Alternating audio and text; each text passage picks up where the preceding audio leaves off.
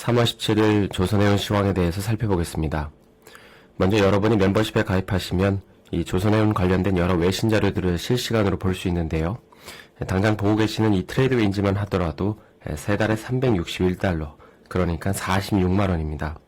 그런데 멤버십은 한 달에 3만원이니까 이러한 비용을 획기적으로 절감시킬 수 있고요. 그리고 트레이드 윈지에 더해서 블룸버그나 다른 외신 기사들도 많이 볼 수 있는 만큼 많은 분들의 관심 부탁드립니다. 일단 이제 제일 먼저 살펴볼 기사는 현 시점에서 친환경 에너지 전환에 대해서 현실적이어야 한다는 기사입니다. 그래서 이제 기사 내용을 보게 되면 결국에 풍력이나 태양광 같은 재생에너지들이 우리 일상에 아직까지 자리를 잡지 않았기 때문에 석유나 가스는 단기간에 사라지기 어려울 거라는 건데요. 그러면서 이제 에너지는 환경적인 문제와 관련되는 게 아니라 안보와 직결된 문제이기 때문에 갑작스럽게 바꿀 수가 없다는 것입니다. 사실 이건 이제 이렇게 생각을 해보시면 좋은데요. 물론 이제 지구가 환경오염으로 인해서 파괴가 되면 안보고 뭐고 이게 무슨 문제가 있냐고 할 수 있지만 지금 이제 그런 극단적인 상황을 얘기하는 게 아니죠. 그러니까 환경 문제 해결이라는 이 슬로건, 그리고 이제 이념보다 중요한 게 먹고 사는 문제라는 것입니다. 당장 내가 안전하게 살아있어서 환경도 지킬 수 있고 그런 거지, 전투기나 전쟁에서 사용되는 자원에 대한 이 효율적인 대비 없이는 이 친환경 같은 건 무용지물이라는 것입니다. 그래서 지금 이제 IMO 2050 같은 문제도 환경 문제 때문에 시행되고 있긴 하지만 이게 완벽하게 안착이 되려면 결국에 선진국들이 얼마나 친환경 에너지를 받아들이는지도 같이 봐야 하는 이유가 이런 이유 때문인 것이죠.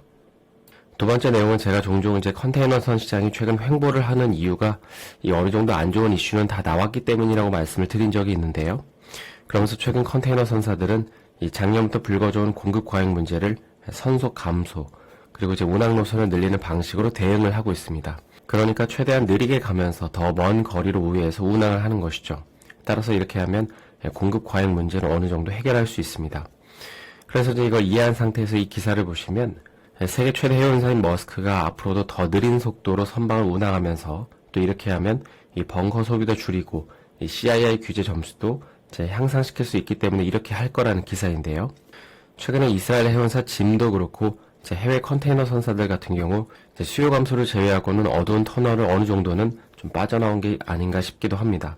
그러니까 지난번과 같은 엄청난 운임 상승을 기대할 수는 없지만 컨테이너 선사 바닥은 좀 주가가 어느 정도 확인된 게 아닌가 싶은 것이죠.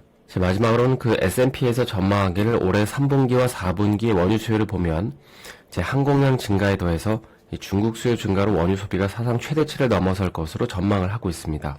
특히 수요 증가의 대부분이 중국이라는 점을 보면 앞으로 이러한 원유들은 더 많이 해상 루트를 통해서 수입이 될 텐데요.